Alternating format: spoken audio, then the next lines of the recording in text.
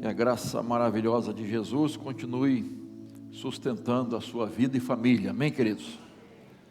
Muito bom estarmos aqui neste domingo para adorar o Senhor, buscando o reino de Deus. Abra sua Bíblia em 2 Timóteo capítulo 2, verso 15. 2 Timóteo capítulo 2, verso 15. Creio que nós podemos recitar esse verso, porque o conhecemos, já decoramos, não é? Então, mas está aí no telão, jovem adolescente, está ali, ó, filmando, e lá, pessoal lá em cima também, ó, beleza? Vamos recitar juntos, irmãos? Vamos lá. Procure apresentar-se a Deus aprovado, como obreiro que não tem de que se envergonhar, que maneja bem a palavra da verdade. Amém, queridos? Coisa maravilhosa. E eu quero meditar sobre aprovados por Deus. Todos nós, ao longo da nossa vida, passamos por provas, enfrentamos provas, fazemos provas. E eu não conheci ninguém que gosta de ser reprovado, né? Todo mundo quer ser aprovado em tudo que faz. Aprovado. E quando há reprovação, eu espero que ninguém aqui tenha sido reprovado.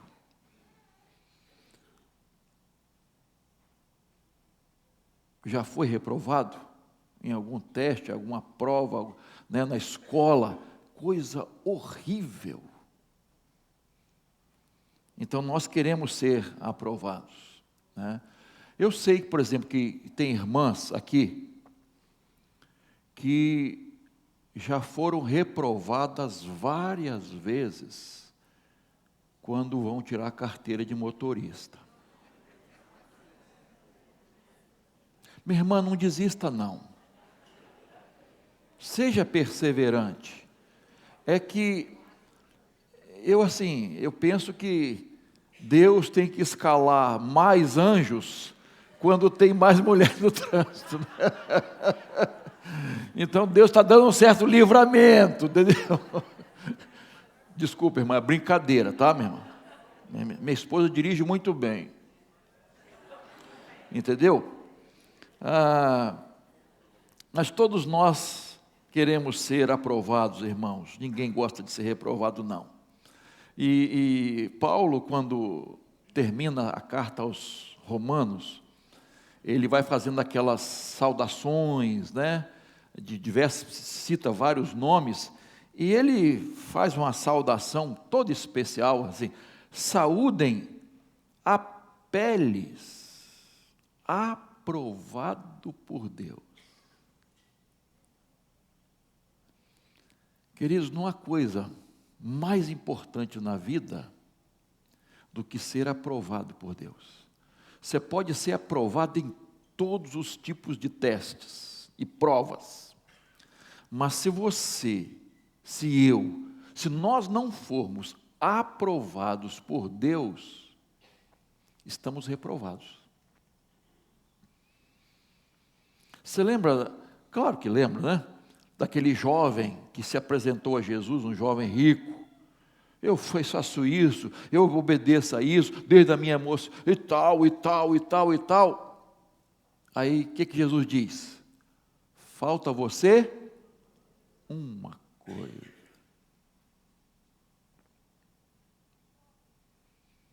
Irmão, se faltar em nós essa aprovação, nós estamos reprovados na vida. Na vida. Então nós precisamos ser, acima de tudo, aprovados por Deus. E aqui, Paulo escrevendo a Timóteo, né, ele fala dessa aprovação. Então veja aí, por favor, deixa a Bíblia aberta, não é? E eu quero tirar 3 lições aqui desse texto, 3 verdades importantes sobre isso. Primeira verdade que a gente vê aqui, irmãos, é que os aprovados por Deus são primeiramente provados. E isso é lógico, né? Se você quer ser aprovado, você tem que ser provado. Você tem que passar pela prova. Procura apresentar-se a Deus aprovado. Passou no teste. A ideia do texto aqui de aprovação é exatamente a ideia do metal ser avaliado, né, testado, para ser aprovado como genuíno, verdadeiro. Quando se testa alguma coisa, é essa a ideia. A pessoa vai ser testado para ser aprovado, para ter realmente um resultado genuíno. Isso aqui é verdade. Isto é, passou pela prova. É essa a ideia, queridos. Provérbios 17:3 diz assim: o crisol prova a prata, e o forno prova o ouro, mas o Senhor prova os corações. O Senhor prova os corações. Para quê, irmãos? Para sermos aprovados diante de Deus. Isto é, cristãos autênticos. E é importante a gente entender isso, irmãos. Nós precisamos passar pelas provas e sermos aprovados nas provas para sermos realmente reconhecidos como autênticos, cristãos verdadeiros. Irmão, ninguém está aqui para julgar ninguém. Mas existem muitos cristãos falsos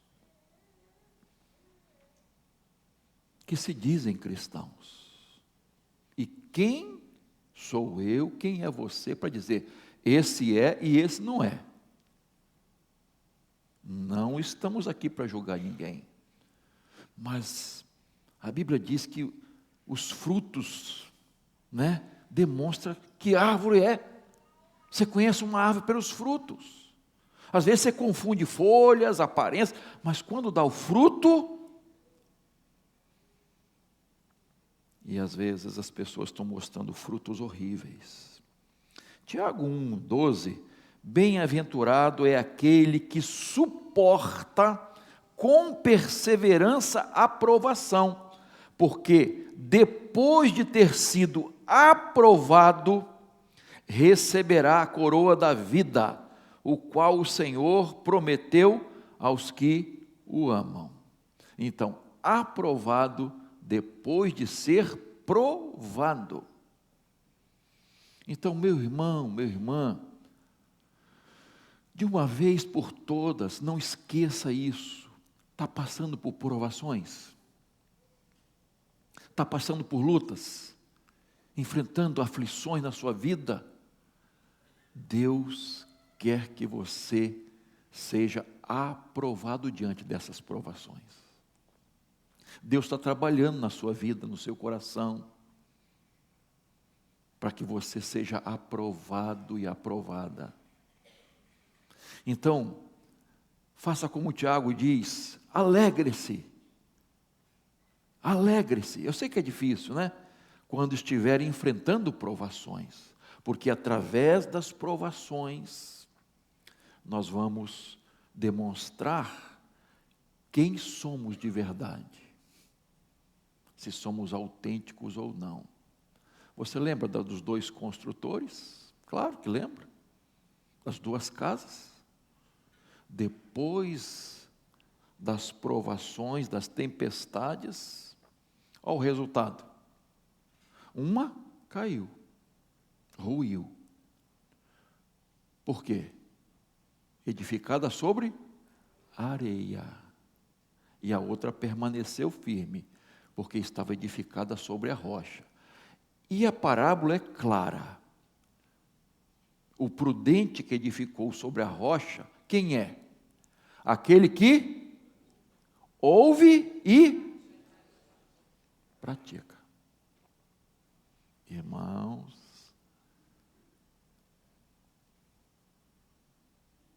precisamos praticar a palavra de Deus. Gogó é fácil. Na hora da provação é que nós precisamos demonstrar quem nós somos. E a provação vai nos mostrar quem nós somos. Porque os verdadeiros cristãos serão aprovados.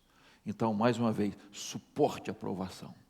Suporte a luta, para que você seja aprovado e aprovada por Deus. A segunda verdade que eu tiro aqui no texto, irmãos, é que os aprovados por Deus, diz o texto, não tem de que se envergonhar. Olha só, como obreiro que não tem de que se envergonhar.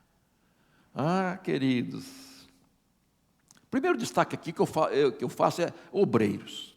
Obreiros, isto é, aqueles que fazem a obra, aqueles que trabalham, fazem a obra de Deus.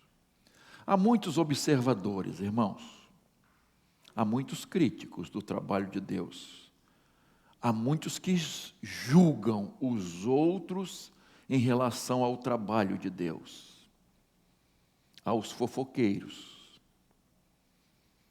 há aqueles fiscais da vida alheia, que só fica olhando para a vida alheia.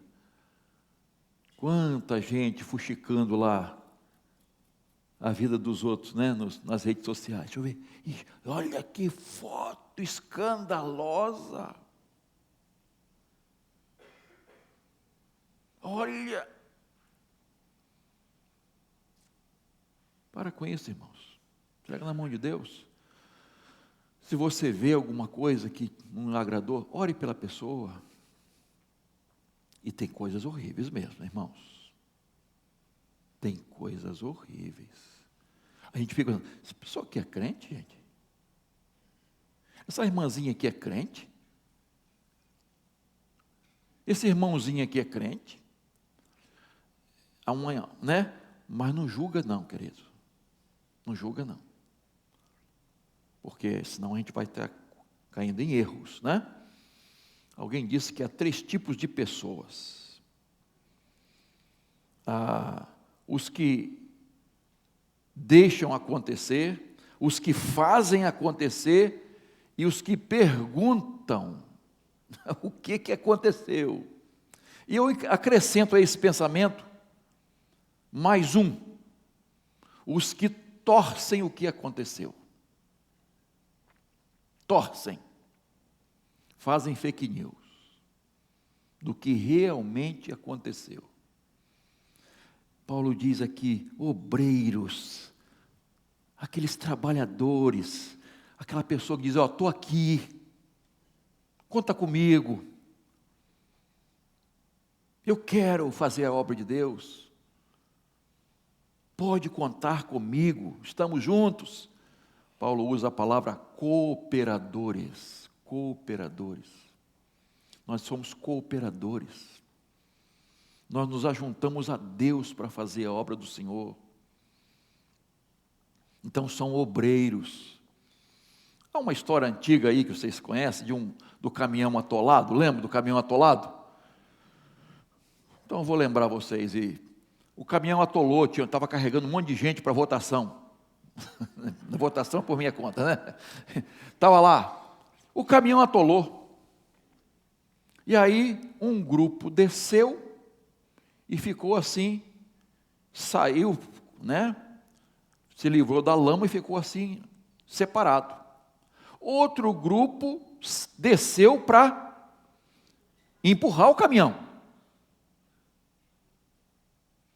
E outro grupo ficou em cima do caminhão.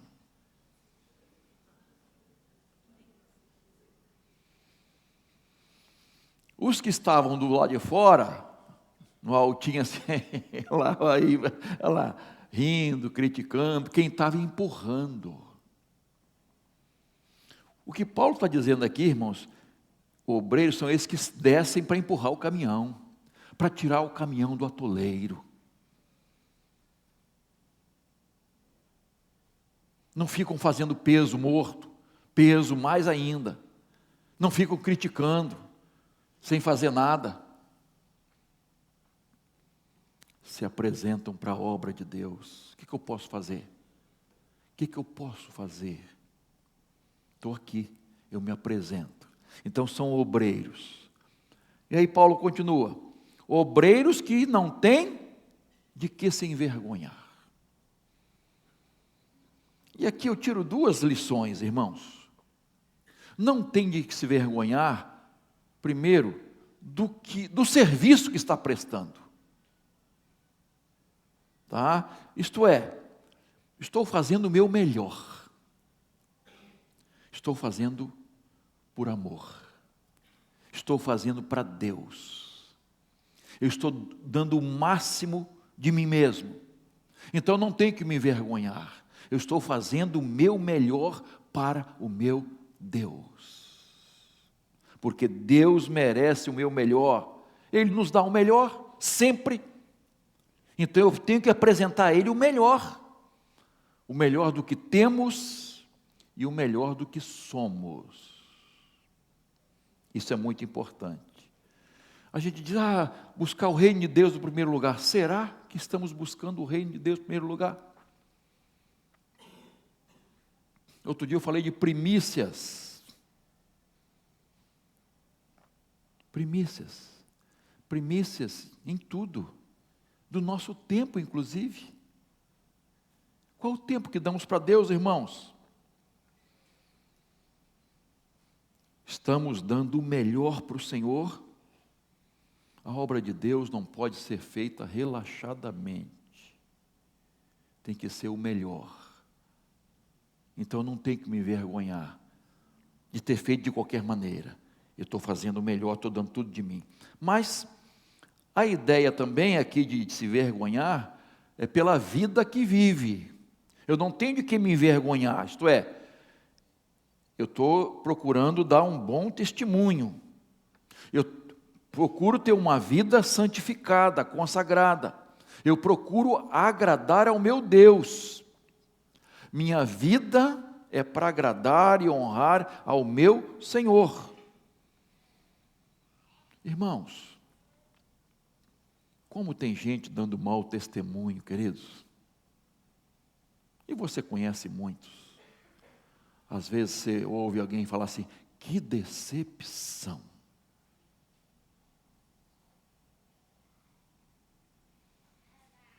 Irmãos, é muito importante a gente não ter de que se envergonhar.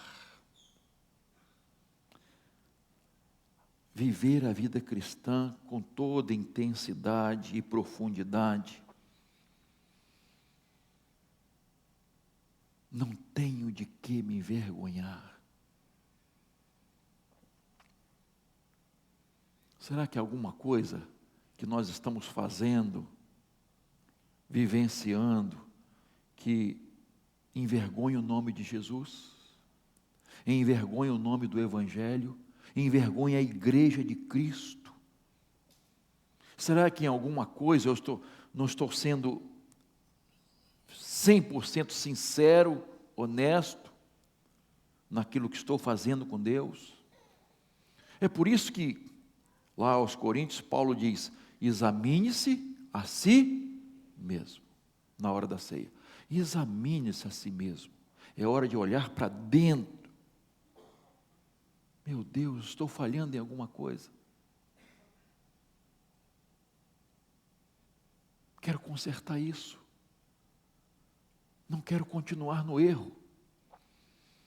Eu fiz uma reflexão, não sei se saiu já. Saiu essa semana, sobre iniquidade. Quem ouviu? Poxa, o negócio não presta mesmo, né?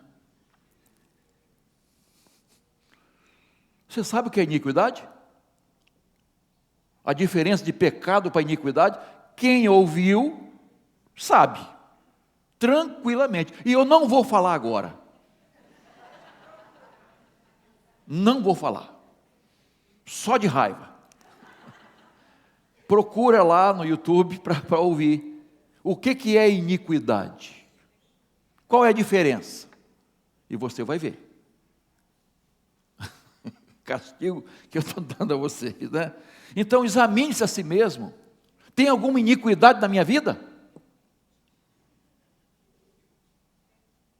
Então eu preciso saber, queridos, a diferença de pecado para iniquidade.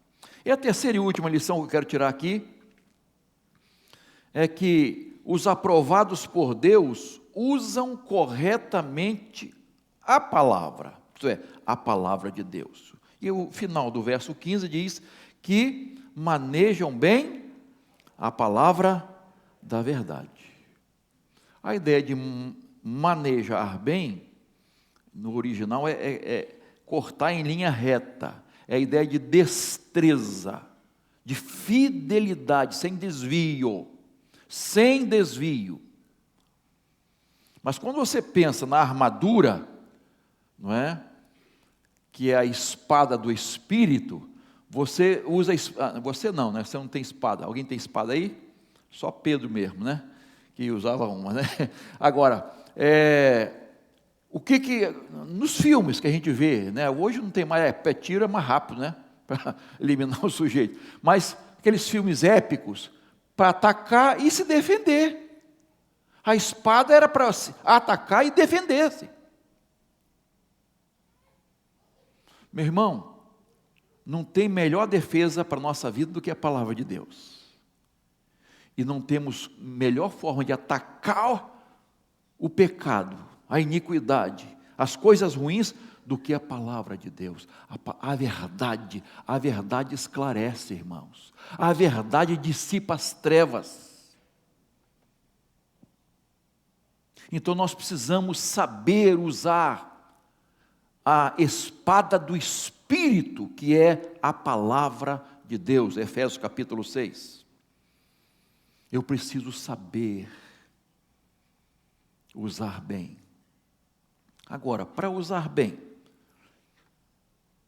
quais são os passos? Primeiro, para usar bem, eu preciso ler, estudar, meditar na palavra de Deus. Quantas vezes a gente ouve isso, né, irmãos? Ler, estudar, se possível memorizar a palavra de Deus.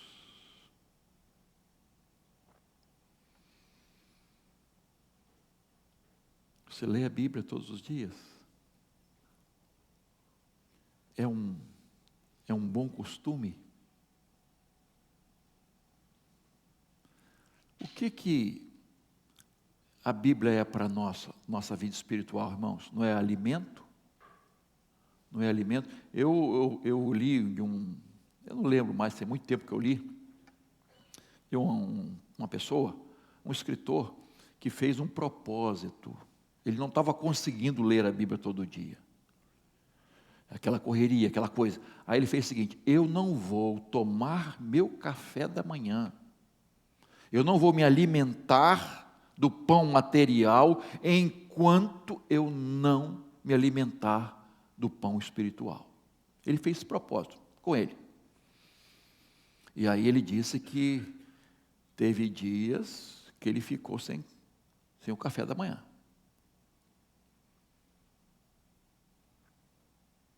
Para honrar o propósito que fez. Mas depois ele foi se acostumando e se alimentar primeiramente da palavra de Deus.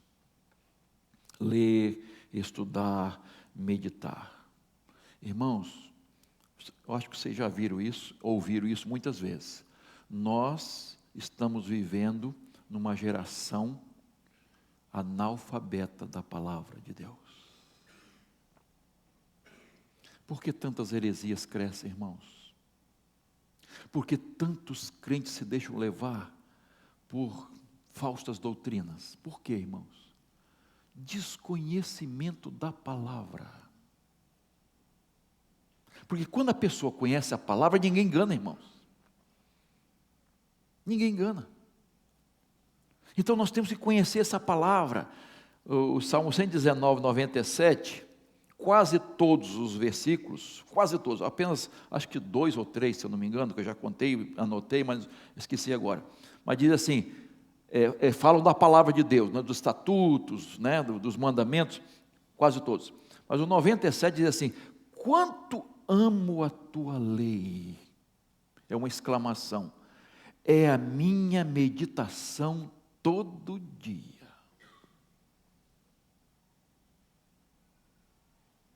Todo dia.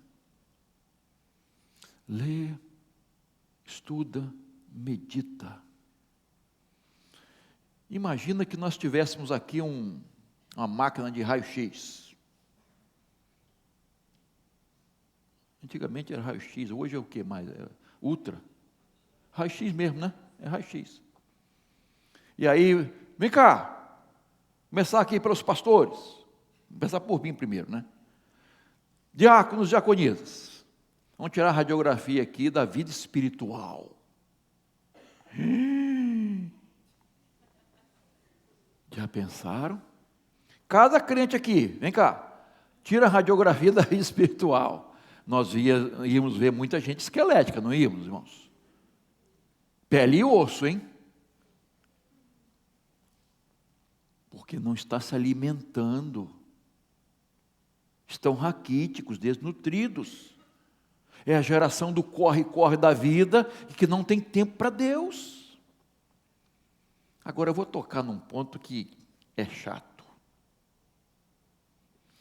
Aliás, eu ouvi dizer que tem um negócio no celular aí, um lugar que você vê, o tempo que você gastou. Não tem? Eu não sei fazer isso. Resumo semanal. Quanto tempo você ficou no telefone ou nas redes sociais? Como é que é? Tudo. Irmãos, eu vou aprender a fazer isso, né? Quanto tempo? Adolescentes, quanto tempo a gente gasta no telefone aí? Não é só adolescente, não. Quantas brigas de casais, irmãos? Casais,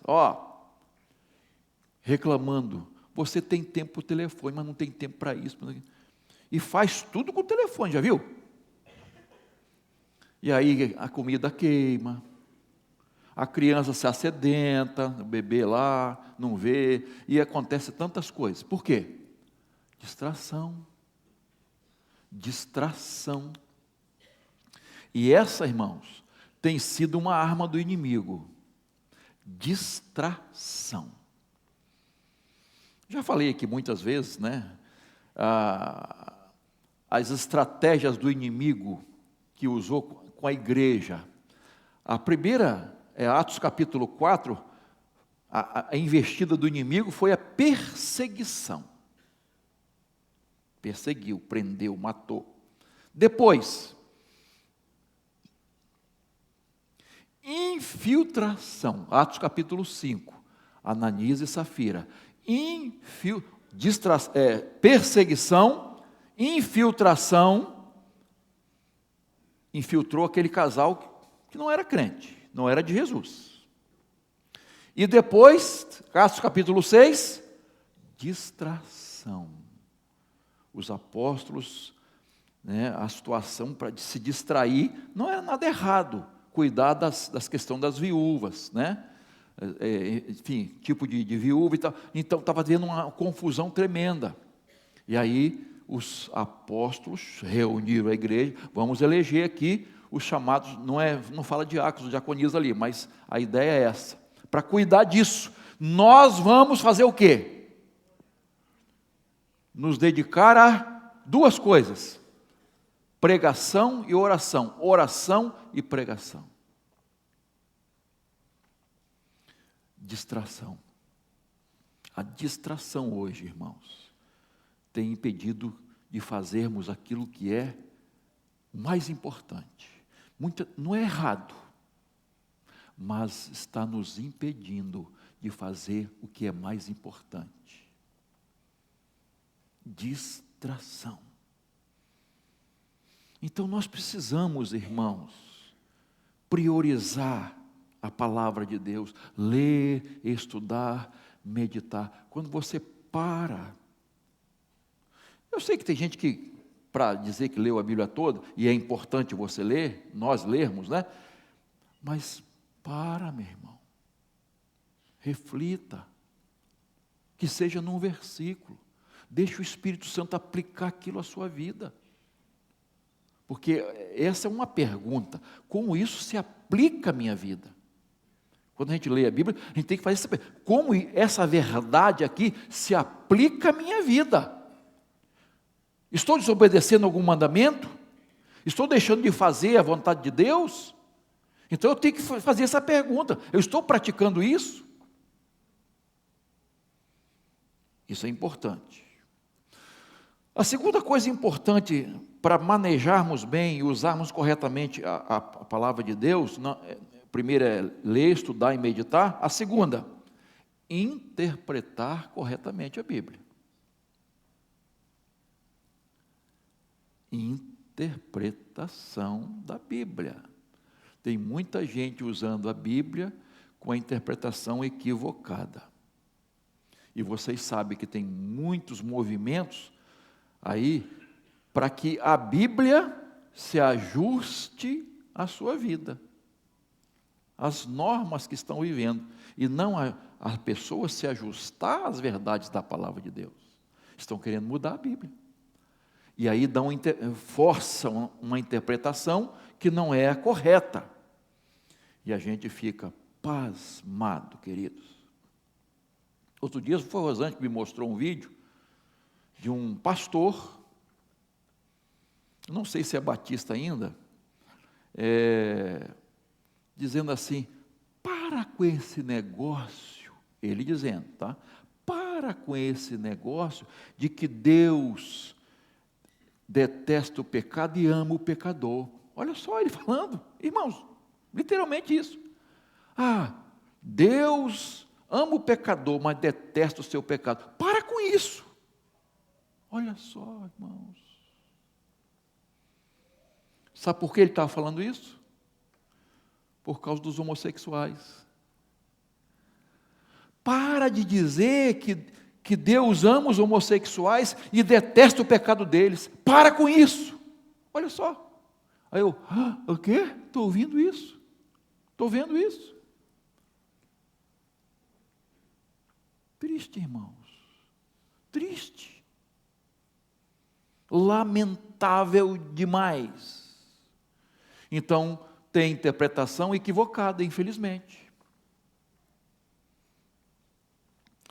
E o passo seguinte, qual é? Aplicar a nossa própria vida. Aplicar. Então, eu preciso estudar, ler, meditar, eu preciso fazer a interpretação correta da Bíblia, e aí eu tenho que aplicar essa Bíblia, essa verdade à minha vida. A ideia da obediência. Não adianta conhecer, porque o imprudente que edificou sobre a areia conhecia, ouvia, sabia, mas não praticava. A palavra de Deus é viva e eficaz. Salmo 119, mais uma vez, verso 105. Lâmpada para os meus pés é a tua palavra aí.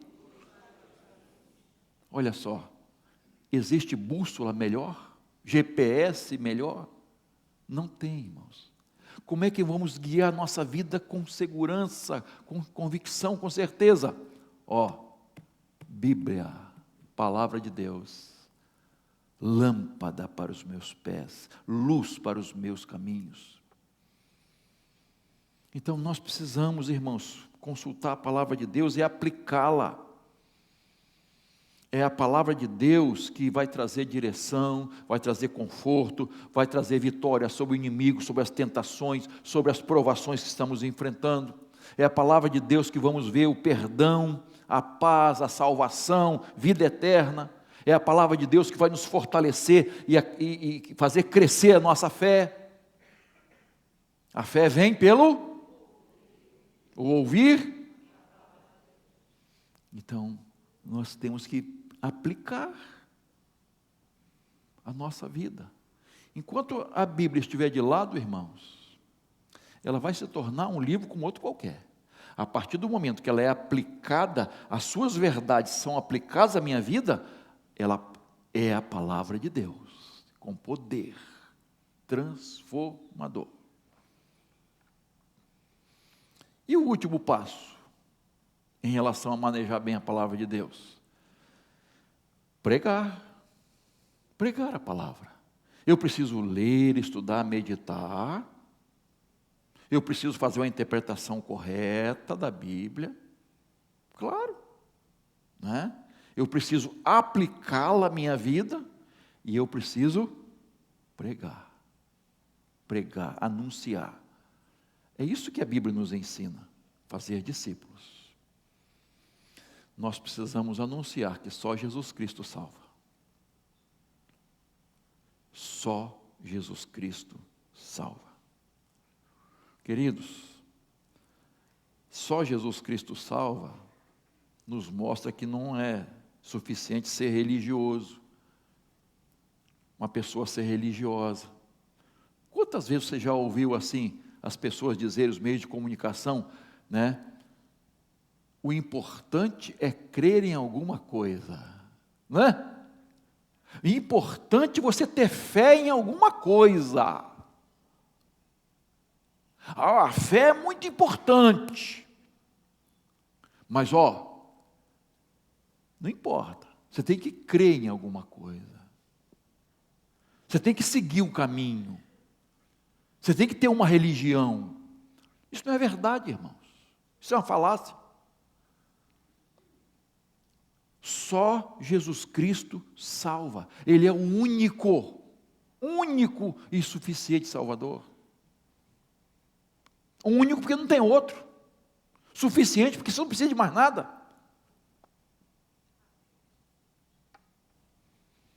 Então, essa mensagem, nós precisamos continuar pregando, sustentando aqueles que estão nos campos, levando essa mensagem a muita gente que não ouviu. Então, procura apresentar-se a Deus aprovado, como obreiro que não tem de que se envergonhar, que maneja bem a palavra da verdade. Os aprovados por Deus, eles são provados, primeiro, e são aprovados. Eles não têm de que se envergonhar, e eles usam da maneira correta, com destreza, a palavra da verdade. Vamos fazer isso, queridos? Queremos a aprovação de Deus, a aprovação mais importante desta vida.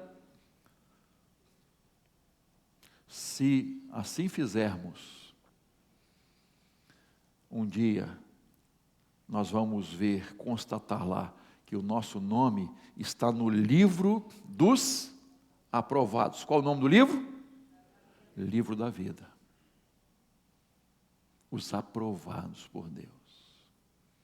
Que o Senhor nos dê a graça de seguir seus passos, de amar essa palavra, pregar essa palavra, ter uma vida que glorifique o Senhor, uma vida santificada, para que sejamos aprovados por Deus. E não importa a aprovação, nós vamos perseverar no caminho do Senhor e jamais desistir. Amém, queridos? Muito bem. Nós vamos orar. Vamos orar, irmãos, e depois vamos celebrar a ceia do Senhor.